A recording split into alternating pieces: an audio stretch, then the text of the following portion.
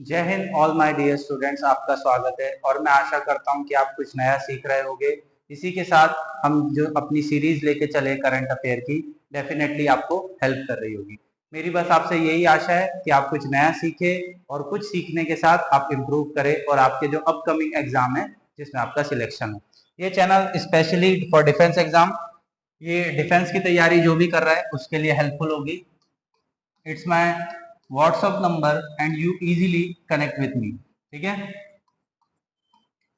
आप क्या करेंगे, इजीली मुझसे कनेक्ट हो जाएंगे, जिसकी वजह से क्या होगा कि ज्यादा से ज्यादा आप क्या कर पाओगे, रीच कर पाओगे मुझसे। और कोई भी डाउट हो स्क्रीनशॉट लीजिए और मुझे व्हाट्सअप कर दीजिए, उसका आपको सॉल्यूशन जरूर मिलेगा। नेक्स्ट चीज ये है कि आपको स्टडी किस तरीके से करनी है डिफेंस की, इसके बारे में मेरे ऑफलाइन बच्चे काफी ज्यादा अच्छे से जानते हैं। तो आपको भी अगर अच्छा नॉलेज लेना है, कैसे स्टडी करनी है, जो 1 सितंबर का एग्जाम को हम टारगेट कर रहे हैं, हम कैसे उसको फुलफिल कर सकते हैं, तो उसके लिए हम पूरा प्री प्लान चलेंगे और स्ट्रेटेजी हमारी बिल्कुल सही चलेगी। ठीक है, तो current affair by Rohit Ranve sir. ठीक है, तो आपको बस क्या करना है, ढंग से स्टडी करना है और ढंग से स्टडी करने के बाद आपको क्या करना है कि इस पे नोट्स वगैरह बनाने। चलो आगे बढ़े। तो आज का जो करंट अफेयर है देख सकते हैं, VSHORAD Indian Army develop indigenously shoulder fired missile. ठीक है, तो इंडियन आर्मी ने two project worth of 6,800 crore का develop indigenously very short range air defence system, जिसे क्या बोला गया है, we short range.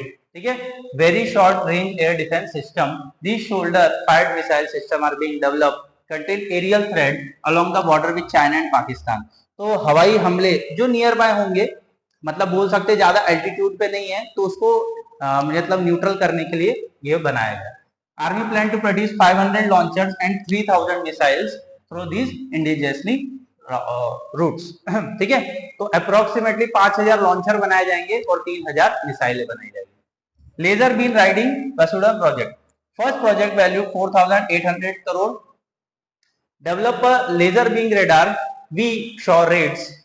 Hyderabad based defense public sector undertaking and private sector from Pune are collaborate on this project.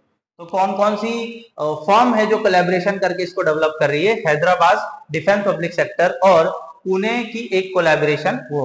There system is provide protecting against the enemy drone, fighter aircraft and helicopter. ठीक है, तो किससे बचाया जाएगा, drone, fighter aircraft और helicopter से।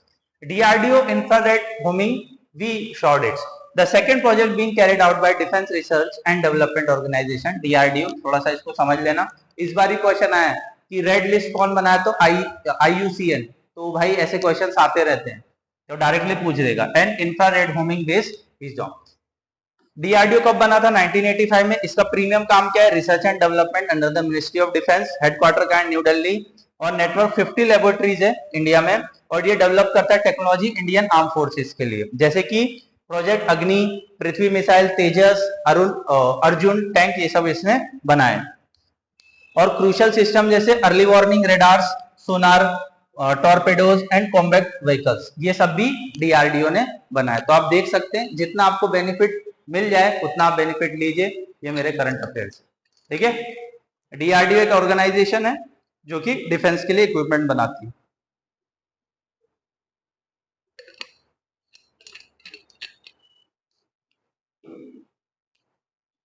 चलो आगे बढ़े।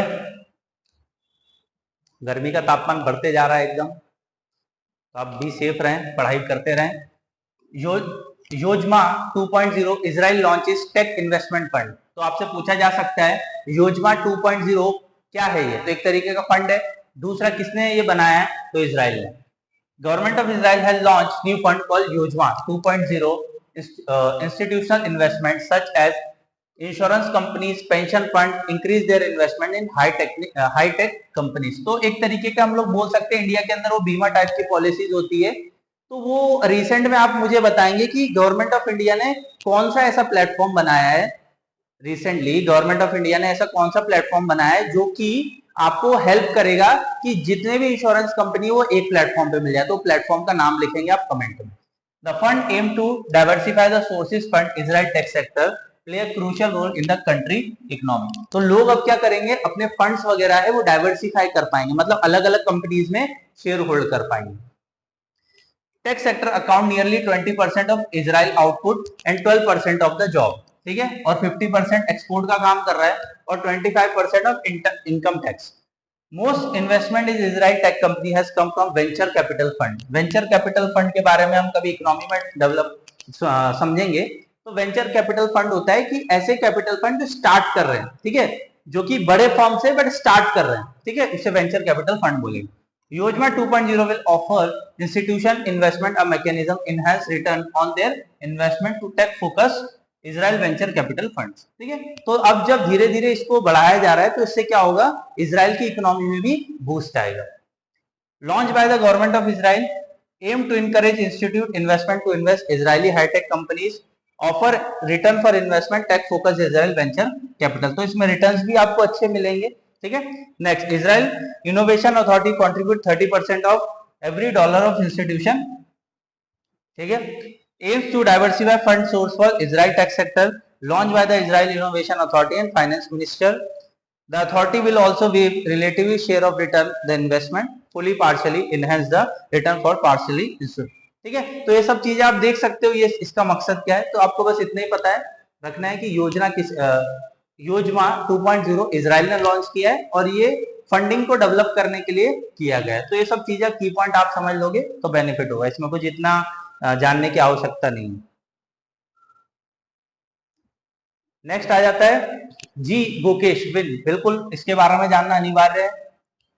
डी गुकेश विन 2024 फेडी कैंडिडेट्स चेस टूर्नामेंट। तो आपसे पूछा जा सकता है डी गुकेश क्या खेलते, तो चेस खेलते। ये 17 साल के इंडियन ग्रैंड मास्टर रह चुके चेन्नई से, और इनने 2024 में फीडा कैंडिडेट चेस टूर्नामेंट जो कि टोरंटो कनाडा में हुआ है, वहां इनने पार्टिसिपेट किया है, ठीक है। He become the youngest challenger ever the world chess, तो एकदम यंग है। Championship surpassing the record by Garry Kasparov 1984 में, ये भी एक चेस के महारथी रहे हैं, ठीक है। तो आपको पता रहना चाहिए कि अभी जो फेडा चेस टूर्नामेंट कहां पर हुआ है, टोरंटो कनाडा के अंदर, ठीक है। Gukesh is only second Indian after the Viswanathan Anand, ये भी आपको पता होना चाहिए, ये भी ग्रैंड मास्टर है, candidate tournament and earn the right to challenge the world champion, ठीक है। तो Gukesh score 9 out of possible 14 point, 14 में से 9 पॉइंट मिले इनको डबल राउंड रॉबिन टूर्नामेंट में। दूसरा, he clinch by the drawing his final round against the American grand master Hikaru Nakamura, ठीक है। तो प्रोनाउंसिएशन आप देख लेना, Hikaru Nakamura. Gukesh chess career देख लेते हैं। Become the third youngest player in the history to grand master title, इनने 12 साल की उम्र में ग्रैंड मास्टर का टाइटल लिया था। He won a silver medal in 2023 Hangzhou Asian games के अंदर, ये भी आपको पता रहना चाहिए। The young prodigy has considered slow remarkable now establish himself as a top contender in the world of chess. तो आप देख सकते हैं। और आप ये देखेंगे अब FIDE, organisation by the world chess federation, इसका फुल फॉर्म। एनुअल कंपटीशन होते हैं world championship, first official world championship 1886 में हुआ था। और ये कुछ नाम है जैसे William Steinitz, George Raul Capablanca, Bobby Fischers, Garry Kasparov, Viswanathan Anand and Magnus Carlsen. तो मैग्नस कार्लसन भी बहुत बड़े नाम रहे हैं और मैग्नस कार्लसन को विश्वनाथ आनंद जी ने हराया हुआ है। ये भी बहुत अच्छे चेस प्लेयर रहे, बहुत ब्रिलियंट रहे। और Viswanathan Anand the first Indian world champion, कितनी बार जीत सके, 2002, 2002, 2007, 2013। तो ये भाई 4 बार जीत चुके हैं, तो विश्वनाथ आनंद जी। तो आपको बस इनके नाम पता होना चाहिए, कौन से साल में क्या हुआ ये पता होना चाहिए। दूसरी चीज है डी गुकेश कौन से स्पोर्ट से बिलोंग करते हैं, ये आपको पता रहना चाहिए, ठीक है। स्पोर्ट से क्वेश्चंस आते हैं तो आपको एक आइडिया रहना चाहिए। चलो टाइगर को बचाना है, हम पहले से ही कर रहे हैं, टाइगर को बचाना ही पड़ेगा। Tiger conservation conference 2024 Bhutan is hosting, इस साल कौन कर रहा है ये आपसे पूछा जाएगा। टाइगर कंजर्वेशन कॉन्फ्रेंस 2024 कौन होल्ड कर रहा है, Bhutan. Sustainable finance for tiger landscape earth day 2024 mobilise 1 billion a new funding over the next decade preserve the tiger landscape across Asia. तो मतलब 1 बिलियन का फंड दिया जा रहा है, ठीक है। कितना, 1 बिलियन का फंड दिया जाएगा जिससे कि टाइगर कंजर्वेशन किया जा सके। Are crucial for maintaining biodiversity, supporting over 100 million people, ensuring the overall health of the planet, ठीक है। तो टाइगर का रहना बहुत जरूरी है। और टाइगर हमारे देश में अब धीरे धीरे बढ़ तो रहे थे पर वापस धीरे धीरे कम हो रहे हैं, तो उनको कंजर्व करना है। The tiger is the largest field and apex predator, बिल्कुल टाइगर सबसे टॉप पे, उसको कोई नहीं खाता है। Playing a significant role in structure and function of the ecosystem. Tiger are landscape species requiring large area, diverse habitat, free and human disturbance, rich in the prey. तो tiger एक ऐसा जानवर है जिसको बहुत बड़ा एरिया चाहिए जो कि शिकार कर सके। दूसरी चीज है कि उसको डिस्टर्बेंस नहीं चाहिए होता है, किसका, ह्यूमंस बीइंग्स का। तो आपको ये चीज भी याद रखनी पड़ेगी। With the wild tiger are healthy vibrant ecosystem, crucially important climate changing world. ठीक है, तो क्या है, climate changing world. India has made significant studies in tiger conservation. Last figure showing increase the number of tiger. तो basically 2018 के अंदर 2967 थे और अप्रोक्सीमेटली 2022 तक 3167 आ गए, 67। India host around 75% of global tiger population. ये स्टेटमेंट बना हुआ है पहले भी, यूपीएससी में भी बना हुआ है, तो आपको ध्यान रखना है। इंक्रीज हुआ है 2018 से लेकर 2022 तक में। मध्य प्रदेश में सबसे ज्यादा टाइगर मिलेंगे। प्रोजेक्ट टाइगर लॉन्च कब हुआ था, 1973 में, एकदम इंपॉर्टेंट है। और चैलेंजेस क्या है, habitat loss, poaching and human animal conflict. तो ये हमारे सामने चैलेंज है, तो आप इसको आराम से पढ़िए, समझ में आ जाएगा, कोई ऐसी बड़ी बात नहीं। ओके, आगे बढ़ते हैं।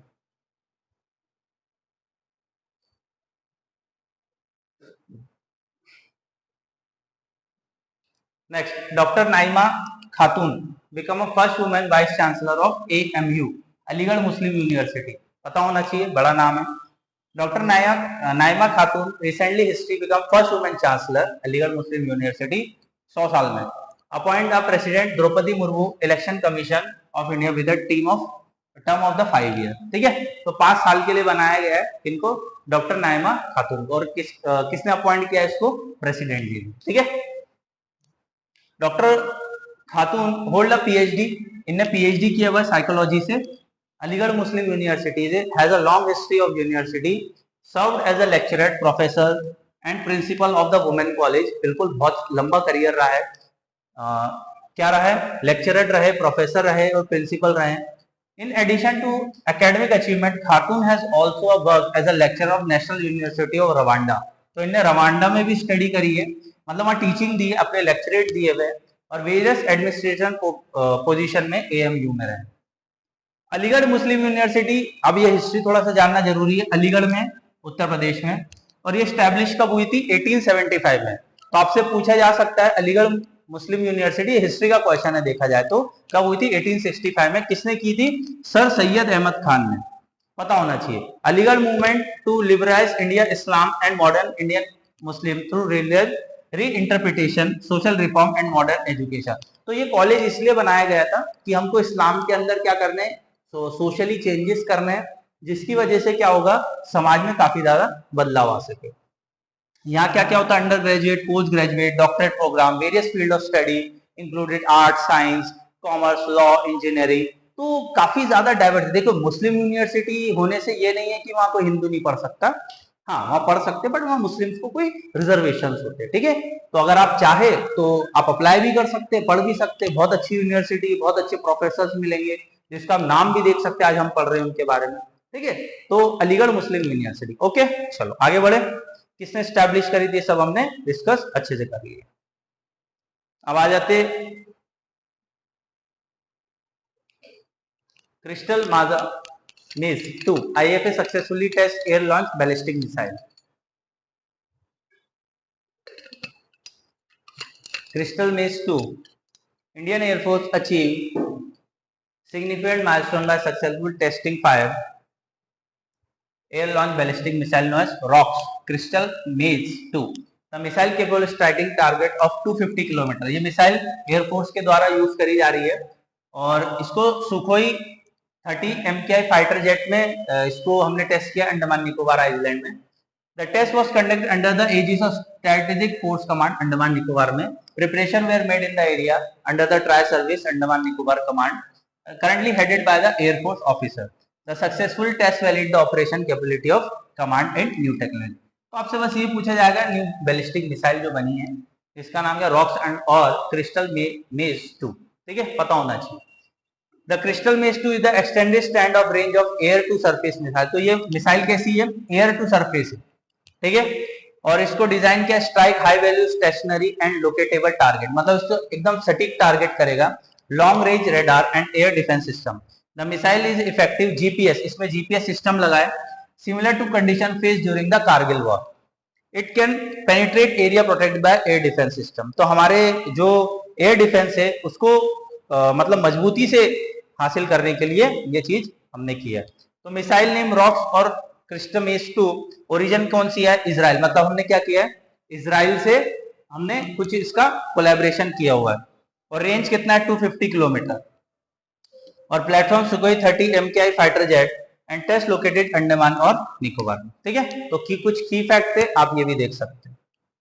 चलो आगे देखें। डीआरडीओ ने क्या किया है, डेवलप किया है लेटेस्ट बुलेट प्रूफ जैकेट। तो डीआरडीओ का काम ही डिफेंस रिसर्च ऑर्गेनाइजेशन का development organisation. DRDO latest bullet proof jacket in India, defence material store research and development establishment in Kanpur. कहां बनाया ये, कानपुर में। Protection against the highest threat level 6 BIS standard. ठीक है, तो पैमाने होते हैं कि मतलब मान के चलिए AK2 या AK3, इनकी जब गोली लगेगी तो भी बच्चा मतलब जो सामने वाला है सोल्जर वो बच सके।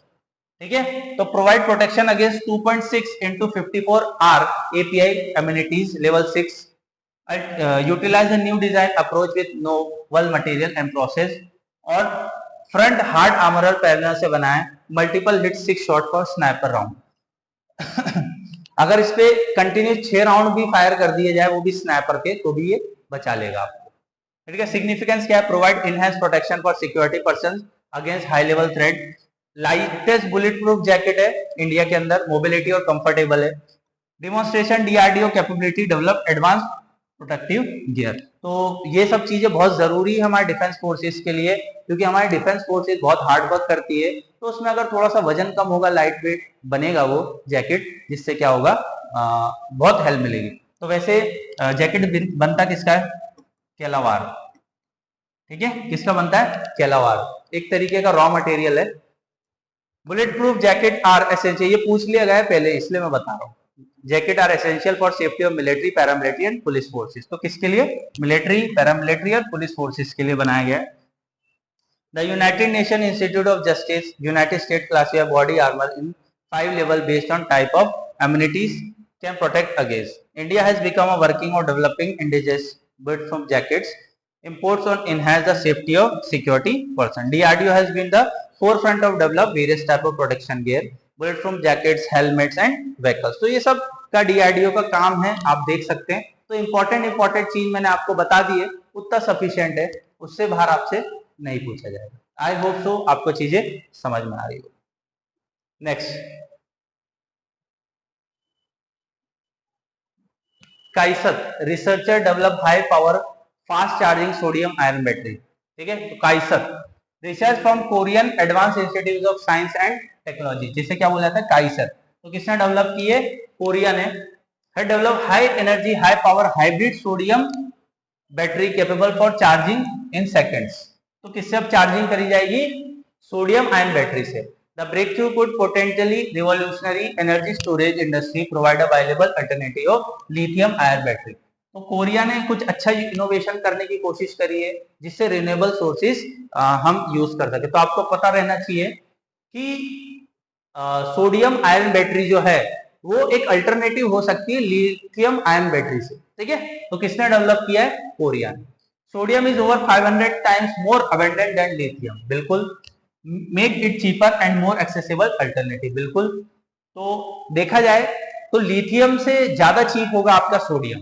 Sodium is ion battery have face limitation such as power, low power output, construct storage and large charging times. ठीक है, तो हमारे सामने क्या प्रॉब्लम है कि ठीक है, सोडियम की कंपेयर या अल्टरनेटिव अगर हम लिथियम का ढूंढ रहे हैं तो ठीक है, बट उसके साथ कुछ चैलेंजेस भी है, वो भी हमें देखना है। Develop next generation sodium batteries with improve performance crucial for wide spread adoption. तो धीरे धीरे अगर लोग इसको अपनाने लगे, जैसे हम हाइड्रोजन पे भी काम कर रहे हैं, H2O पे, तो ये भी हमारे लिए बहुत इंपॉर्टेंट है। Utilise 2 distinct metal organic framework synthetic of hybrid batteries, बिल्कुल।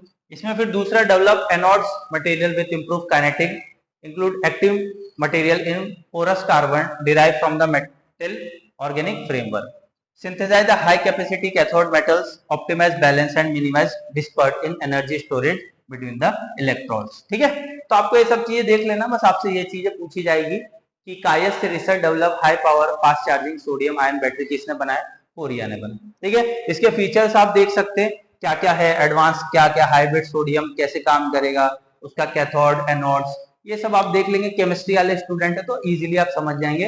बाकी आप अगर नॉर्मल स्टूडेंट है, आपका कॉमर्स या आर्ट से बैकग्राउंड है, तो आप निश्चित रहिए आपका काम तो भी हो जाएगा, आपको इतना तो समझ में आ जाएगा।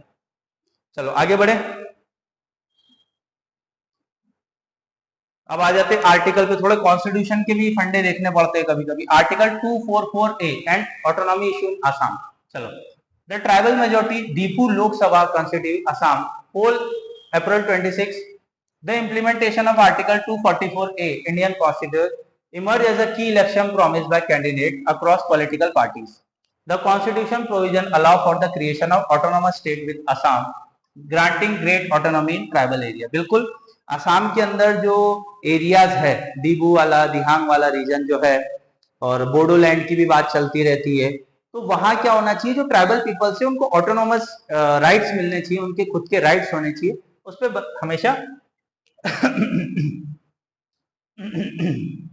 बात छिड़ती रहती। Diphu reserve for scheduled tribes, बिल्कुल, it's the most separately populated among the Assam.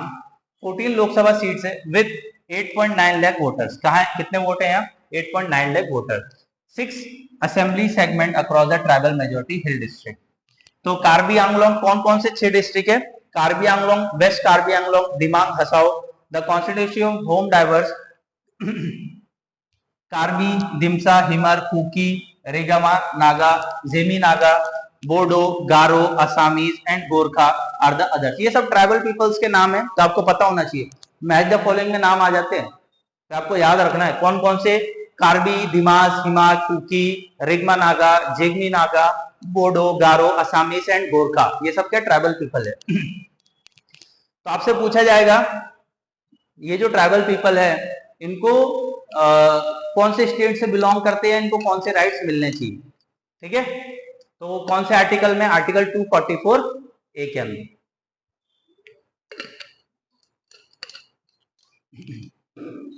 चलो आई होप सो समझ में आया होगा। Instant second 22 amendment act 1969 empower parliament to form autonomous state in Assam to tribal areas. बिल्कुल, इनके लिए अलग रूल्स एंड लॉ होने चाहिए, सेपरेट लेजिस्लेचर होना चाहिए, काउंसिल ऑफ मिनिस्टर्स होने चाहिए, ग्रेट ऑटोनॉमी होनी चाहिए लॉ एंड ऑर्डर के लिए। ठीक है, the demand for autonomy in Assam hill like Karbi Anglong date back of 1950s।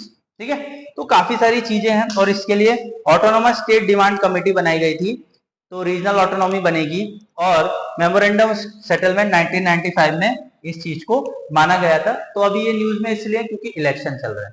ठीक है, तो इतना सफिशिएंट है आपके लिए, इससे ज्यादा आपसे पूछा तो नहीं जाएगा, बट हाँ पूछ ले तो आपको पता रहना चाहिए।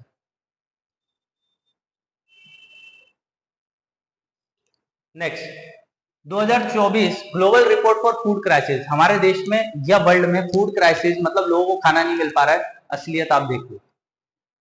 Global report for food crisis revealed that nearly 282 million people across, मतलब मान के चलो 3 करोड़ के लमसम लोग भूखे मर रहे हैं। किसमें, 59 कंट्रीज के अंदर। Territory experience high level of acute hunger in 2023। The study shows a global increase of 24 million from the previous year with 1 in the 5 people assume require crucial urgent action। मतलब 5 में से एक बंदा है जो भूखमरी का शिकार है।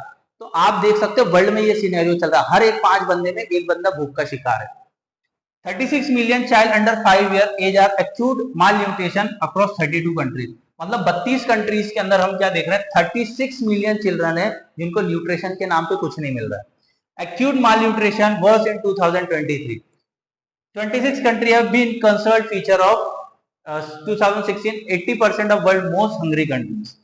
7,05,000 people were at risk starvation।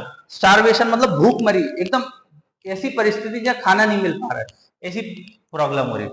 The report identified 3 primary drive acute food insecurity, conflict and insecurity। जहां देश में लड़ाई झगड़े हो रहे हैं, तो 20 कंट्री में है, तो 135 मिलियन पीपल वहां भूखमरी के शिकार है। एक्सट्रीम वेदर, जहां सबसे ज्यादा वेदर खराब है 18 कंट्री, वहां 77 मिलियन पीपल क्या हो रहे हैं, फेस हो रहे हैं। इकोनॉमिक शॉकेज, मतलब जहां अर्थव्यवस्था बिगड़ चुकी, जैसे श्रीलंका में, पाकिस्तान में, तो 21 ऐसी कंट्रियां जिसमें 75 मिलियन पीपल लोग क्या हो रहे हैं, ये मतलब फूड सिक्योरिटी के लेके बहुत ज्यादा परेशान है।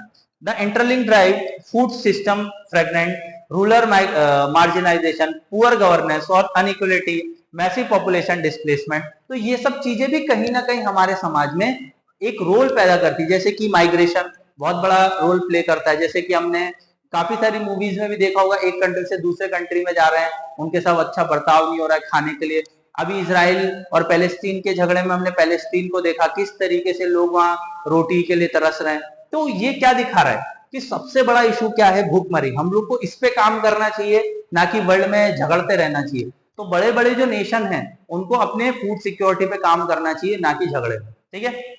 दूसरा, production annual by the food security information network launch by the global network against food crisis, highlight acute food insecurity and malnutrition globally, और काफी सारी चीजें और भी बात करी। तो इससे ये समझ में आता है इंडिया की भी परिस्थिति यही है। इंडिया में भी अप्रोक्सीमेटली मैं बोल सकता हूँ अभी भी 20 करोड़ से ज्यादा लोग हैं जो भूखमरी का शिकार।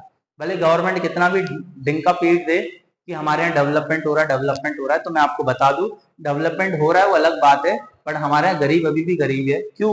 क्योंकि अनइक्वल इकोनॉमी, ठीक है। तो आई होप तो आपको समझ में आएगा रिपोर्ट देख के किस तरीके से देश दुनिया में क्या चल रहा है। Next, ozone depletion and impact of the Antarctic biotope. देखिए, सबसे बड़ा और सबसे प्रॉब्लम फेस क्या कर रहे हैं हम लोग, depletion of the ozone layer. Ozone जो लेयर है हमारी, जो आपकी सबसे अपर मोस्ट लेयर होती है, तो वहां से जो यूवी रेज आ रही है वो क्या कर रही है, डिप्लीट कर रही है। डिप्लीट क्या कर रही है, बेसिकली आपके आर्टिक एंटार्क्टिक ओशंस को। तो ये हमारे लिए सबसे बड़ा चैलेंज है। क्यों चैलेंज है? क्योंकि जैसे जैसे मेल्टिंग बढ़ेगी, ओशंस की क्या होगी, इंक्रीज होगी सी वाटर लेवल, ठीक है। और जैसे सी वाटर लेवल इंक्रीज होगा, तो जो कोस्टल सिटीज है, कोस्टल एरियाज है, वो क्या होगा, ड्रिप होगा, वो क्या होगा, धंसते जाएगा।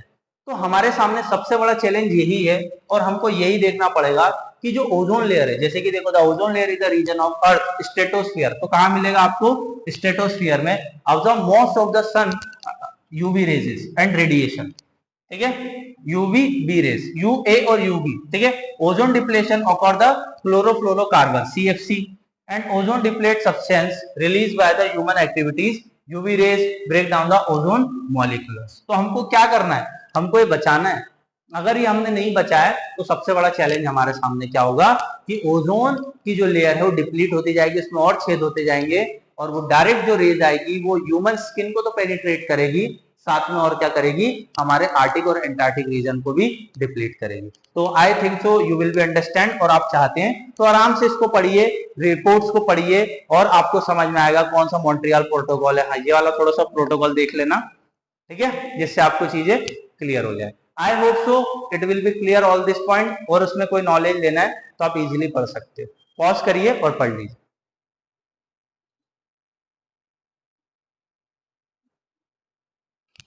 Next, Nilgiri Tahir, Tamil Nadu conduct Nilgiri Tahir survey for IUCN। अभी आ गया सीडीएस में क्वेश्चन, भैया सीडीएस 2024 फर्स्ट में क्वेश्चन आ गया। तो भैया आप शांति से पढ़ते रहिए, नेक्स्ट टाइम भी आ सकता है। Conduct a 3 days synchronise survey of Nilgiri tahr, एक तरीके का जानवर है। द स्टेट एनिमल है, तो आपसे पूछा जा सकता है स्टेट एनिमल क्या है तमिलनाडु का, तो नीलगिरी ताहिर। रोम एज अ अन्नामलाई और नीलगिरी लैंडस्केप, तो ये आपको कहाँ मिलेंगे, ये आपको मिलेंगे नंदामलाई या अन्नामलाई और नीलगिरी रेंजेस में। International union for conservation of nature, तो इसका फुल फॉर्म आप याद रखेंगे IUCN का, international union for conservation of nature. तो नेक्स्ट टाइम ये पूछा जाएगा, इसका फुल फॉर्म बताओ।